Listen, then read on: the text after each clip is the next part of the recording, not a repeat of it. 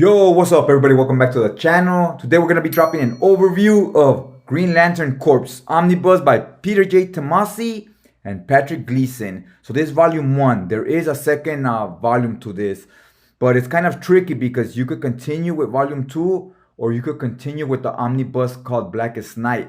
That happens directly after this as well. Alright, so let's take a look at the dust jacket right here. It says by Peter J. Tomasi, writer. Artist Patrick Gleason. Now the cover, I really enjoy this cover. It's a solid cover. We get Guy Gardner and Kilowatt. They're staples in the Green Lantern universe. But we get these 3 new characters. Natu, I forgot these 2 other characters' names. But yeah, all 3 of them are new characters. You get to follow them from the beginning right here. So it's a good jumping on point. So you could follow these new characters. And I mean, these 2 are in the book. They're your established characters, but you would jump in this book for these 3, right? And these 2, the OGs, they kind of just like guided them along. So yeah, here's the spine, has the Green Lantern ring. Looks pretty cool. I'm a fan of this spine. And then this is the back right here. Also looks nice, and I haven't even read what it says right here. But you know the usual, what issues are included and whatnot. Here are the inner flaps, no writing on them, just 2 pictures right here of 2 Green Lanterns, right? And here is the art on the actual book. So this is on the front cover. We get all kinds of Green Lanterns. I've seen this girl before on the cartoons. She's a Green Lantern that's a little newer, I guess you could say. The rest of them, the spine stays the same. And then we get this one. I like this picture back here because we got this guy, her, and him in the front. That's where they belong because they're the main characters. So I like that they have them up front. And she's looking really bold, really strong right there. I like how she looks. So I'm a fan of this cover. Solid binding. You get very minimal gutter loss. You do get a little bit. It's not going to be the same as reading the single issues. But it's very well built, sturdy binding. And all the mapping and everything is cool. Now let's take a look in the inside of the book. Inner flaps are black. No problem there. Here, Green Lantern Corps, volume 1. Now, if you're buying this book because you're a fan of Peter J. Tomasi's writing, this is a little misleading because at least like the first 600-700 pages are not written by him. They're written by Dave Gibbons. So if you're a fan of Dave Gibbons, this might be a book you want to pick up. He's a little bit more old school. I think he worked on League of Extraordinary Gentlemen. He did the art on that. Master storyteller with the art. But he's also a solid writer. And the fact that he could tell a story with pictures tells you he's probably going to be decent at telling a story with words, right? So yeah, here we have the characters. We do get a table of content, although we don't get the numbers on the actual pages because the art goes all the way to the bottom. But we do let you know what issue starts on what page, right? So that's pretty cool. I'm always a fan of this, having the table of content. So I know when I'm on issue 10, okay, I'm on page 280 or whatever, right? Always a fan of that. So this was written, I guess, in around 2008 to 2010. This is 2010, 2011. So yeah, so that way you get an idea of the era. It says Recharge. So it starts with a miniseries called Recharge. This is also included in the Green Lantern Omnibus, Volume 1. So here's the cover, as DC usually does. You get the covers, but no title, right? But we know it's at least that miniseries, Recharge. I wish back here would tell you it's issue 1 of the miniseries and so forth. So it starts off with this lantern. It says, first day on the job. And man, it did not go very well for him. Look at him. He gets torched in space and he goes through this black hole. So he's done for, right? Look, you see him right here, falling apart because of gravity and space and all that. So the ring goes to the next person, right? Every time a Green Lantern dies, the ring goes on to call a new person to wear it. We have Guy Gardner, telling Batman to kiss his ass, and he's being very annoying and kind of lame. And Batman's just looking at him, and look, Kyle Rayner, he's kind of embarrassed because he's a fellow Green Lantern. He's like, oh man, like this is what the Justice League thinks of us, right? So now we get introduced to these new characters. This is Natu. she's a doctor in her planet. She's a Kerrigan, I believe. It's the name of the race. So she's a doctor, and you see the ring flying right here. It's calling for her. That ring is from that guy that just died on the first day on the job. She gets the ring right here, and look at her face. It almost looks like possessed. It's real good artwork right here. Let you know, like, hey, what's up with this? Like, the way she received the ring doesn't feel like organic or right. It feels like forced almost. And yeah, man. So here's the other guy that we're gonna be following is this guy. Now him and this other guy, they're like mortal rivals. They're two species. They hate each other. But now that they're both Green Lanterns, they have to learn to work together and put aside their differences. So that makes them an interesting duo because of that. They come from two completely different backgrounds, two planets that do not get along, and they get to know each other and judge the person for them, not just because of an age-old rivalry, right? So those are our three new Green Lanterns, and we get many more, but they're the three that we will be following. So by the end of issue 1, check this out. We see all these rings. See them flying everywhere, all over space. And Kilowog is telling Guy Gardner something big is coming. And the Green Lantern Corps, we're not that deep. Like, we're low in numbers. So we need to start getting a lot of recruits, and we need to start getting them now, because we got to start training them so that they could be prepared for when that day comes. You know, so they don't want to wait till the last minute and they get a bunch of fresh recruits that don't know what they're doing. So, and here, the cover to the next issue, you get these skeletons and they're digging to like some type of cave or something, right? So it's a very eerie, almost horror vibe to this cover. You know, like the movie Aliens, it is sci-fi, but it is kind of horror. And this is what this is. They're in space, but it has a horror feel to it. So again, it doesn't tell you what issue it is, but it's issue 2 of the miniseries Recharge. I was a big fan of this series. It was really well written, and it says right here, artwork Patrick Gleason, writer Dave Gibbons, and Geoff Johns actually on this one too. So yeah, it's not Tomasi at all. So here are the 2 new recruits. Don't want to work together. Again, like I said, it's gonna be about them learning to get along, and like, you know, here in the Corps, we all work as a team. There's more important things than fighting each other. There's bigger battles to fight.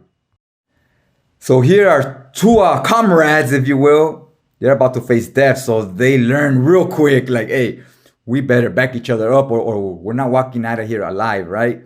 So they learn that they have to back each other's play, because if they don't, their life is literally on the line. Here comes Kilowog to save the day, the experienced Lantern, because they're obviously having trouble. You know, they're rookies. You got some other monsters here, and you get that girl, Natu. She's tied up right here. So things get crazy because she's from the planet she's from.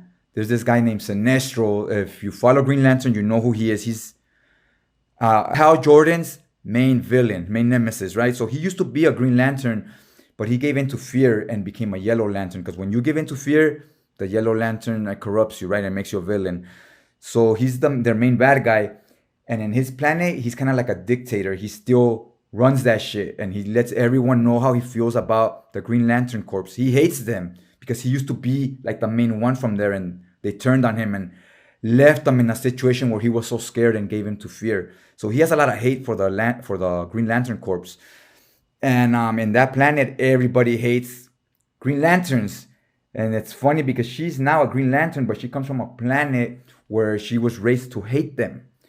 So it's kind of crazy. She's like, you guys are all full of it. You're evil. And as she's working with them and they're all saving her and they work together, she starts thinking, you know what? The Green Lantern Corps, they're not bad people. Yes, they're like police, but like good police, you know, not bad police. They're trying to do what's right. And she's one of them. So she starts embracing the job of being a Green Lantern. She's like, okay, I'm all in, right? I want to save the planet and the universe and stuff as well. So she gets a lot of growth from where she started at first, like really not liking the Green Lanterns. And from her point of view, it's like you gotta realize what she's been taught her whole life. I love this panel right here where everyone's flying away. She showed up because her ring is still fully charged. All of theirs were dead because you have to charge the rings in order to be able to use them, right? Because they run out of battery basically. and hers was charged. Theirs weren't. She showed up, saved the day, got everybody the fuck out of where they were at, and they were in a bad situation. I won't spoil that for you. But I like the way they drew her here. Like she's up front, in front of everybody else, flying very gracefully towards us, right? And she stands out, and she's supposed to, because she's the hero in this situation. And she's a very complex character. I really enjoyed her, especially because of her background. How she's basically meant to not be a Green Lantern, and who's like the dictator president Sinestro. She's starting to realize he's actually not a very good guy. He's actually the villain, right? When they always thought he was the good one. So she's kind of like, she's the character that got the most growth. And I don't follow Green Lantern. This is my first read of Green Lantern. I read a little bit of Kyle Rayner back in the days. But so I don't know how big of a character or how big of a part she plays in the current Green Lantern series. But I really enjoyed her here, and she definitely had like a lot of potential, and you saw her improving and becoming a very important player. I thought she was a character that had a lot, not just a lot of depth, but a lot of weight to her, like lasting power, right? I was like, man, she's gonna be one of the main ones, like Kyle Rayner and John Stewart.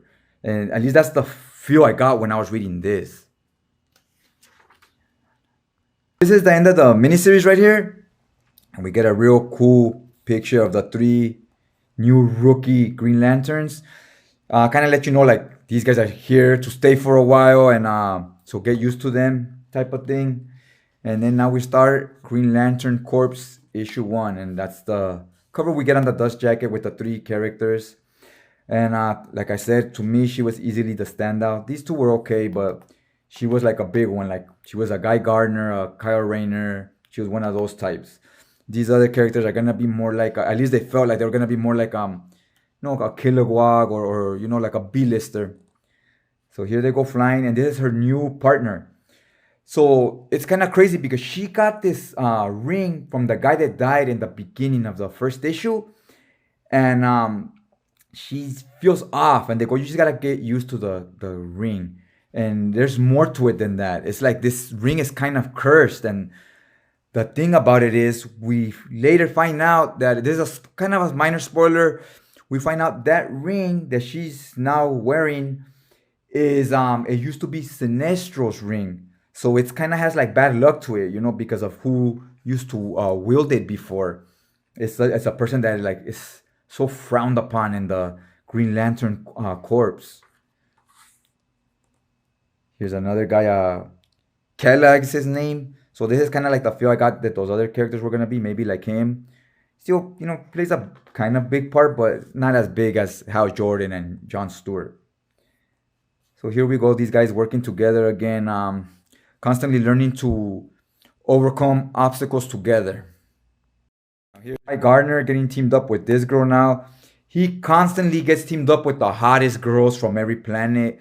At least that's what he says. He constantly points it out that the girls that he gets teamed up with, like, oh, she's the hottest one on that planet. Then the new one, oh, she's the hottest one on her planet. So he's always talking about that. That's like his thing, He's the male chauvinist pig, kind of like Gambit in X-Men, but not as smooth. He's more rough around the edges and comes off a little more offensive when Gambit comes off cool and smooth, So here we start getting into the situation where somebody gets killed and they're kind of blaming Guy Gardner. So it becomes like a murder mystery type of storyline. And that leads into the Sinestro Corps war storyline, which is a big part of this book. It's almost like almost 400 pages, like 3 and change. So that's like half of this omnibus, right? Because this omnibus, I believe, is like 11, I think it's like 1100, 1200. So 400 of those pages are the Sinestro Corps storyline. Me personally, I wasn't the biggest fan of it. It's just a lot of action, a lot of killing, stakes are high, and that's usually not my thing. That's why I don't really like cosmic space type of books, because it's always the end of the world, end of the galaxy, and those types of stories don't really grab me as much. And the Sinestro Corps' war storyline is very much one of those.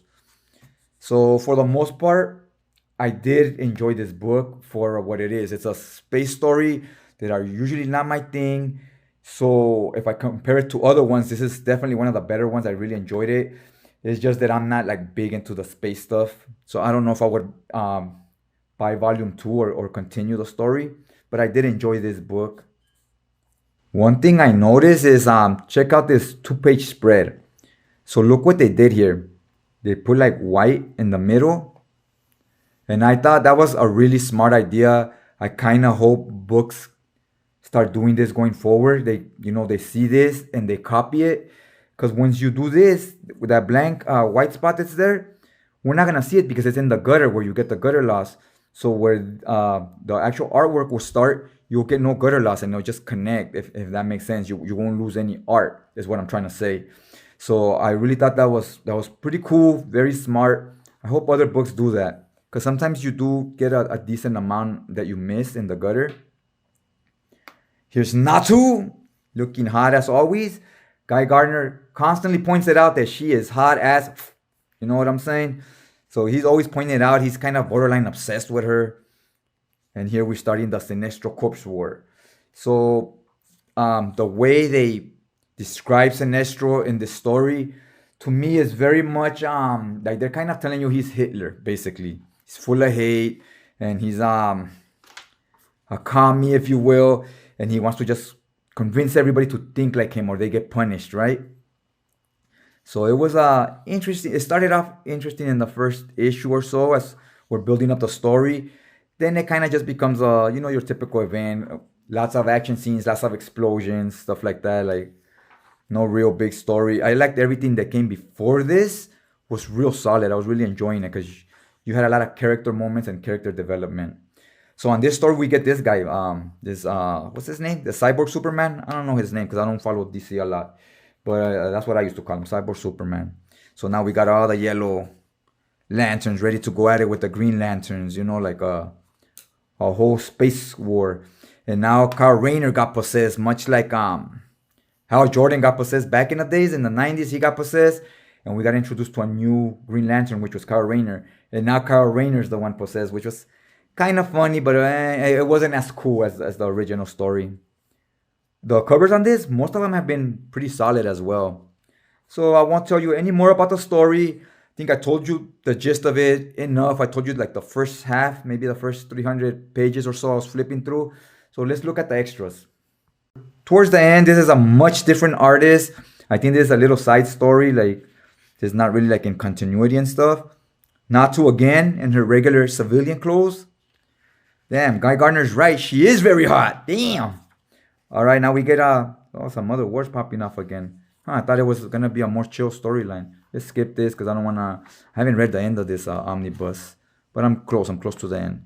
Oh, here's the extras. It's just kind of scripts. How to go about writing comics if you're into that. This kind of explains to you how to do it, the process. Oh, look, I'm going to write here. Artist, please draw a panel where so-and-so is happening and so-and-so is talking to so-and-so. Like, she's just kind of explaining it to the artist.